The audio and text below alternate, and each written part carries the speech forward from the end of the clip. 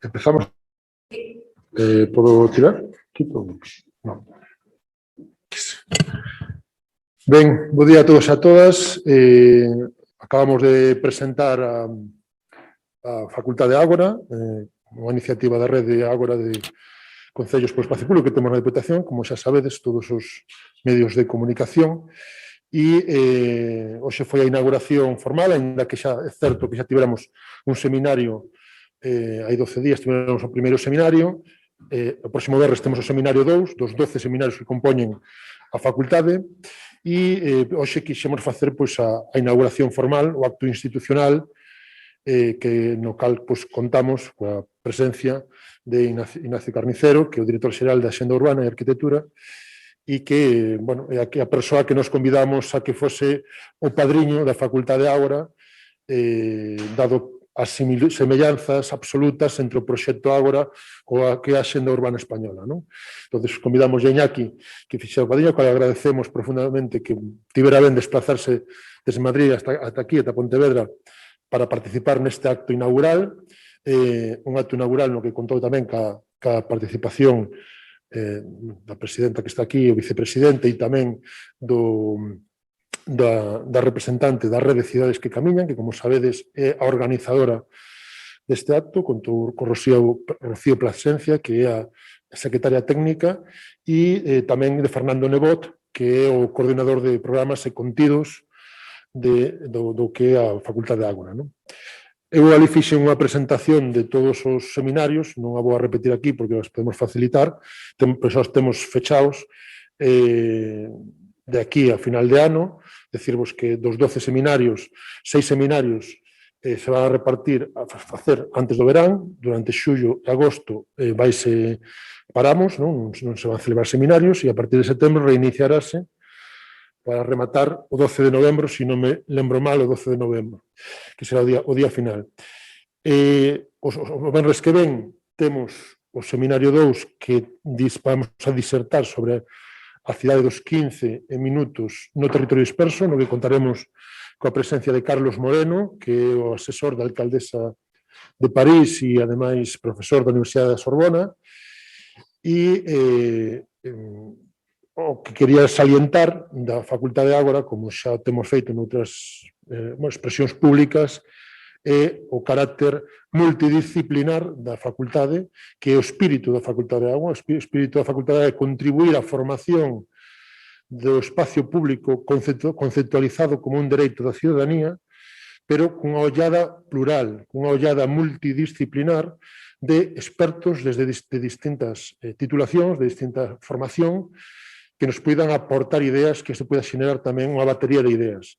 Dixen tamén antes na presentación que nos concebimos a Facultade de Ágora como un proxecto en construcción a través do cal a Deputación, a Rede Cidades que Camiñan e todas as persoas que participamos dunha ou de outra maneira na organización desto, aspiramos non a formar só, sino a aprender tamén nós.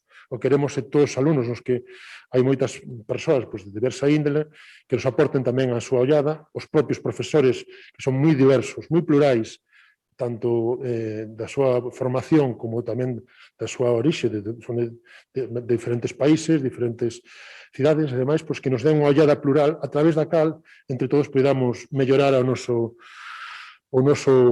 que é o propio Facultade de Ágora, que poida mellorar e podamos ter unha Facultade de Ágora 2022 moito mellor que unha Facultade de Ágora 2021.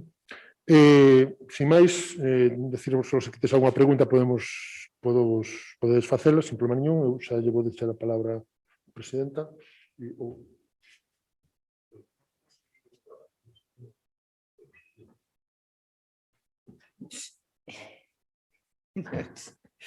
Xa sabes, César, que mandan os de prensa.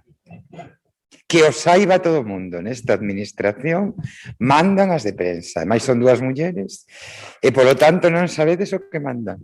Nos dicen aquí, así, así. Bueno, eu quería moi brevemente decir dúas cousas. Primeira, fai 5 anos decidimos que íamos a cambiar o modelo da provincia. 6. Me dice César 6. Sí, en suyo agosto facemos 6. Tes razón, César. Decidimos que íamos a cambiar radicalmente o modelo de mobilidade. Nos creemos profundamente na recuperación do espacio público. Para iso fixéronse moitísimas cousas. O primeiro, ter un proxecto claro de transformación das vías provinciais. Nós temos 1.700 kilómetros de viais provinciais, moitos deles atravesan vilas, pobos e cidades, por tanto son urbanos, e tiñamos claro que neses tramos íamos a cambiar e que íamos a facelo baixo parámetros de recuperación do espacio. Para eso elaborouse unha guía de mobilidade, un decálogo, financiáronse os PEMUs de todos aqueles concellos que quixeron presentarse. Por lo tanto, os planes de mobilidade urbana sostible que existen nesta provincia foron financiados pola Deputación de Pontevedra, aprobouse e púxose en marcha un plan moi potente con moitos recursos que denominamos de Porrense, que era de actuación nos viais municipais para producir a transformación que os pequenos concellos non teñen recursos para poder facelo, e iso non vai acabar aí. E moitísimas iniciativas de formación, de información durante a pandemia. A Deputación de Pontevedra puso a disposición de todos os concellos asesoría para que o espacio público poidera ser ocupada agardando as medidas de distanciamento físico que non social. Todo o contrario, nos queríamos que se ocupara o espacio público socialmente, pero cumprindo as medidas, e esta administración puso en marcha moitas medidas para que eso poidera acontecer. E neste novo mandato creouse a área de mobilidade sostible, que ten como obxectivo, xunto a de infraestructuras que actúa nas vías provinciais, tamén actuar nos viais municipais con un proxecto claro que claramente definiu o responsable da área, Uxío Benítez, que ademais tamén ten financiación extra para que se poida producir, porque está claro que fan falta recursos para cambiar un modelo basado nos vehículos a un baseado na recuperación para as persoas. E agora, coa creación desta facultade, agora, que tamén pode ser agora, é dicir, o imos a facer xa, porque hai que ter valentía e determinación, e agora, non aquele espacio público clásico. Por lo tanto, hasta está diseñado o nome. Que hoxe se presenta, presentouse, e que eu, neste caso non vou a ser humilde, creo que non hai ningún espacio en toda Galicia, en todo o Estado español, tan potente de reflexión, de proposta e de dinamización do cambio, da transformación que se precisa. E, por certo, e tamén o decía, e o quero decir tamén, ademais con expertos e expertas. Por lo tanto, participando homes e mulleres para ese cambio, para esa transformación, para esa recuperación do espacio público que xenera actividade económica, que xenera que podamos socializar, que xenera que poidamos loitar contra o cambio climático, contra a perda de respeto ao medio ambiente, que permite que todas as persoas teñamos as mesmas oportunidades e teñamos igualdade na participación do espacio público, que permite tamén que a cultura encha todos eses espacios públicos. Se hai vehículos, non se pode facer teatro, música, performance, etcétera, etcétera. Por lo tanto, espacio público e todo, esta facultade agora ten aos mellores ponentes homes e mulleres a nivel galego, nacional e internacional, vai a ser un espacio para a reflexión, a proposta e o máis importante, para a toma de decisións, porque isto non é teoría, é a teoría que se quere aplicar para recuperar povos, vilas e cidades e convertirnos nunha referencia. Eu quero agradecer moito o traballo, sin dúbida, extraordinario que leva desenvolvido de fai moito tempo César Mosquera, Uxío Benítez, a Cidades que Camiñan, o seu apoio e ese traballo tan relevante, a Fernando Nebot, que o decía, bueno, xa é un máis na Deputación de Pontevedra, o consideramos noso, e agora o padriño Ignacio Carnicero, que hoxe participa nesta facultade agora e que, sin dúbida, tamén vai a ser un instrumento moi importante para que poidamos cambiar non só a provincia de Pontevedra, que é a nos obriga porque xestionamos a provincia de Pontevedra, sino para que estas ideas cheguen a toda Galicia, a todo o Estado, e nos convirtamos nun país que sexa unha referencia de axenda urbana, da Axenda 2030 de recuperación do espacio público. Así que eu hoxe creo que é un día importante para a provincia de Pontevedra. Hola, ¿qué tal? Bueno, como director general de Agenda Urbana y Arquitectura del Ministerio de Transportes y Movilidad y Agenda Urbana, no dudamos ni un minuto desde el principio en apoyar esta iniciativa, ya que enseguida entendimos su importancia y lo alineada que estaba con la Agenda Urbana española, que en la actualidad desde el Ministerio nos encontramos en un momento de impulso importante. Como sabéis, la Agenda Urbana española es una metodología de trabajo que pretende ayudar a los municipios a hacer una labor de diagnóstico en función de una serie de parámetros que se consideran importantes, como el uso racional del suelo, la economía circular, la movilidad sostenible, etcétera, y animarles a hacer ese diagnóstico para llegar a una definición de estrategia de ciudad, ¿no?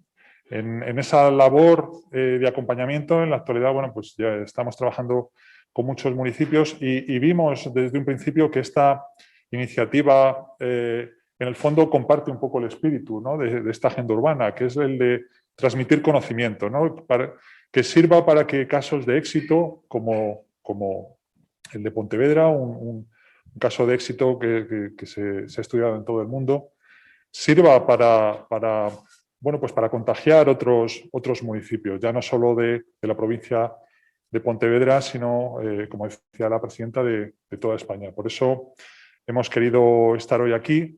Nos parece importante hablar de espacio público de calidad, añadir esa palabra calidad. No es suficiente con pensar que el espacio público es aquel espacio residual o intersticial entre los edificios construidos, sino que debemos demandar espacios públicos de calidad, y es por eso que también desde el Ministerio de Transportes, Movilidad y Agenda Urbana estamos trabajando en una ley de calidad de la arquitectura y el entorno construido, que esperamos se apruebe en el primer semestre de 2022, y que defiende el entorno construido, que defiende el espacio público como un bien de interés general, ¿no? Y eso es algo que tenemos que tener claro. El diseño de esos espacios públicos no deben de resolverse con licitaciones basadas en bajas económicas. Debemos pensar en la calidad de esos diseños, de la misma manera que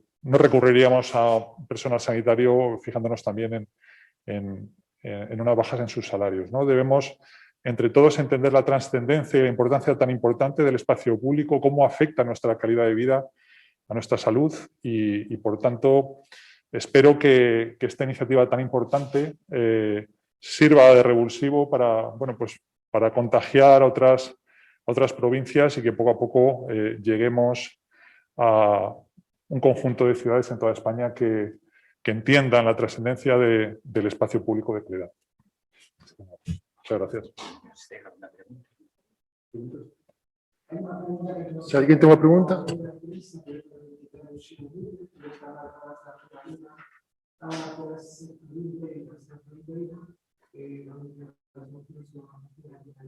Non te escoito ben. A fronteira, a peche. Sí. Polas mocións. Sí. A ver, hoxe un día alegre, un día bonito, inauguramos a Facultade de Ágora. Esa pregunta, pois, como diría aquel, non, decir, non me gusta que me haga esta pregunta ahora.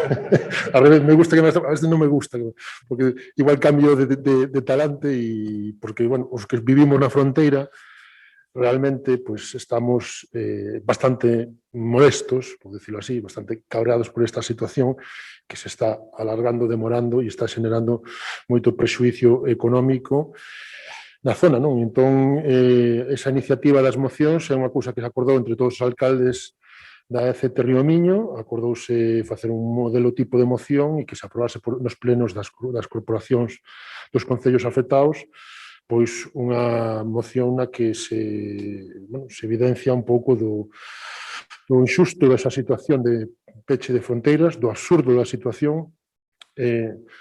Eu quero decir que este luns pasei por primeira vez a fronteira para unha reunión, vivín o paso de pasar a fronteira por Tui, e sorprendeu-me moito que o control policial da policía portuguesa se limitaba únicamente a se ibas a unha reunión e te deixaban pasar, non había, aberta a documentación, pero non había ningún tipo de control sanitario. É dicir, estamos nunha situación tan absurda que por unha pandemia pechamos unhas fronteiras, limitamos o acceso a un país presuntamente por unha pandemia, pero non hai ningún tipo de control sanitario, nin te controla a temperatura, nin te exixe PCR, nin nada, sino un control a bella usanza de pasaporte, de identificación, que é totalmente absurdo e que é totalmente innecesario cando os datos epidemiolóxicos de un lado e outro están como están, que é moi baixos nesa zona. Non? Nos con esa moción o que pretendemos é, desde os distintos concellos, transmitirlle tanto o Estado portugués como o Estado español e a Xunta de Galicia tamén, por suposto, que hai un prexuízo económico, hai un doble impacto económico nas fronteiras, sobre todo na fronteira do Río Miño hai un doble impacto económico, e hai uns fondos europeos que se crearon para reactivar a economía e mellorar a economía motivada pola crise pandémica e, polo tanto, o que pedimos é que neses fondos europeos ten que haber partidas específicas con consignacións concretas dirixidas ao territorios fronteirizos porque sufriron un impacto maior que outros lugares. Non? Actualmente estánse abrindo comercios, tanto Portugal como deste lado, hai cualquier comercio que os podáis imaginar, cualquier restaurante, cualquier ferretería, cualquier empresa, están quitando 50% dos clientes e a situación continúa. Non? Entón, nos facemos, con esa moción, o único que queremos é un apoio institucional de todos os concellos para dirixir de que, dun xeito unánime, se poida demandar de que hai fondos europeos e, por lo tanto, que se consiguen partidas específicas para compensar os territorios que tuveron ese prexuízo económico. Pero hoxe estamos falando aquí de Facultade de Ágora e da inauguración da Facultade de Ágora, non desta situación tan... Bueno, tamén é agora. A mobilidade tamén é agora. Algo máis?